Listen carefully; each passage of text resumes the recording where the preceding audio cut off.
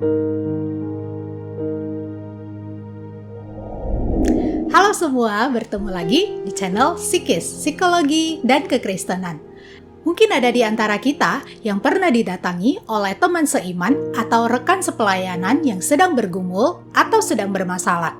Ketika mereka curhat dan menceritakan permasalahan yang dialami, kadang tanpa sadar ada respon yang tidak tepat yang kita berikan, sehingga bukannya menolong tetapi malah menyakitinya. Untuk itu, apa yang perlu kita hindari supaya dapat menjadi penolong yang efektif? Paling tidak kita akan membahas 3 hal yang perlu kita hindari ketika teman atau rekan seimanmu sedang curhat. 1. Hindari membandingkan dengan orang lain.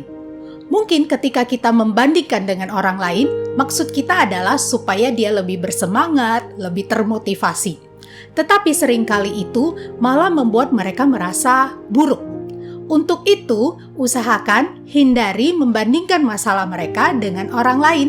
Kamu bisa fokus pada apa yang dia rasakan dan yang dia butuhkan. Contoh kata-kata yang bisa kamu sampaikan adalah, "Aku tahu ini berat untuk kamu dan kamu butuh waktu. Kalau kamu butuh sesuatu, aku ada buat kamu ya." Yang kedua, hindari terlalu cepat memberi nasihat atau merohanikan masalahnya. Tanpa sadar, kadang kita mudah atau terburu-buru memberi nasihat atau ayat Alkitab untuk teman atau rekan seiman yang curhat. Namun kadang itu tidak menolong. Bukan karena mereka tidak percaya ayat Alkitab atau hal-hal rohani, namun terlalu terburu-buru memberi nasihat dapat membuat mereka merasa dihakimi. Misalnya, mereka merasa dianggap tidak rohani dan justru itu bisa menyakitkan. Nah, jangan sampai orang Kristen akhirnya merasa curhat dengan teman yang bukan Kristen itu lebih aman karena mereka merasa tidak perlu takut untuk dihakimi. Tapi bukan berarti sama sekali tidak boleh memberikan nasihat atau ayat Alkitab ya. Boleh saja, asal tidak terburu-buru dan diberikan pada waktu dan cara yang tepat. Yang ketiga, jangan terburu-buru memperbaiki mereka. Seringkali orang lain datang curhat kepada kita bukan karena mereka sekedar ingin resep atau menyelesaikan masalahnya, sebab mereka kadang sudah tahu apa yang harus mereka lakukan. Misalnya, seorang yang bergumul dengan kebencian dengan orang tuanya.